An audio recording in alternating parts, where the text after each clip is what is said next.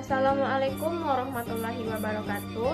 Perkenalkan, nama saya Nur Salmah, mahasiswi Universitas Negeri Padang, jurusan Ilmu Administrasi Negara, NIM 2004-2035. Video ini dibuat bertujuan untuk memenuhi tugas Sistem Hukum Indonesia pertemuan pertama dengan dosen pengampu Bapak Lip Permana STMT.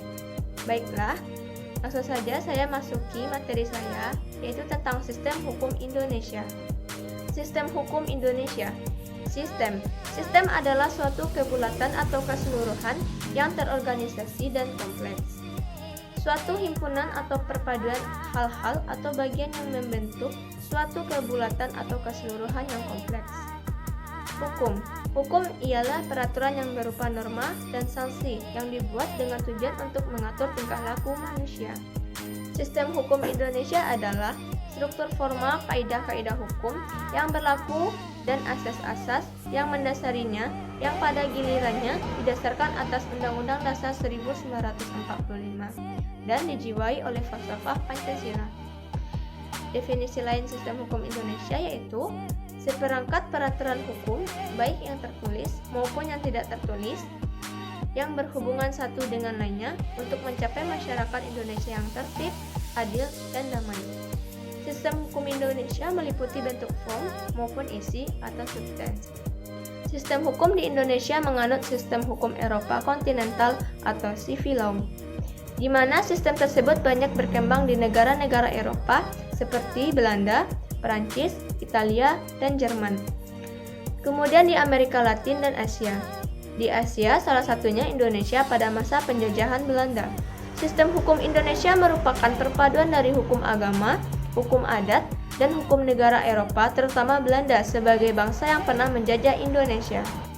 Sistem hukum Indonesia terbagi menjadi yang pertama, sistem hukum barat, yang kedua, sistem hukum adat, yang ketiga, sistem hukum Islam, yang keempat, sistem hukum nasional, yaitu dibuat oleh bangsa Indonesia berdasarkan Pancasila dan Undang-Undang Dasar 1945.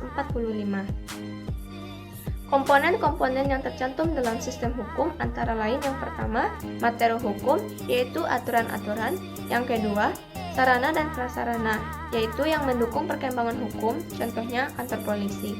Yang ketiga, penegak hukum, contohnya kantor polisi dan jaksa. Yang keempat, budaya hukum, yaitu berkaitan dengan kesadaran hukum. Yang kelima, aparat pemerintahan.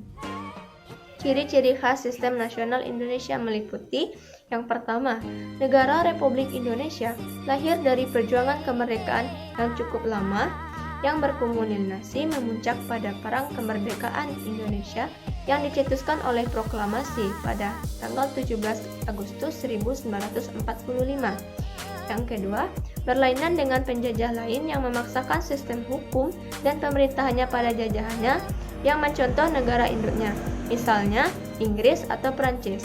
Belanda di jajahannya menjalankan sistem hukum dan pemerintahan dualistik, artinya sistem hukum dan pemerintahan pribumi dipertahankan dan berlaku berdampingan dengan sistem hukum dan pemerintahan dalam keadaan dan status yang sederajat.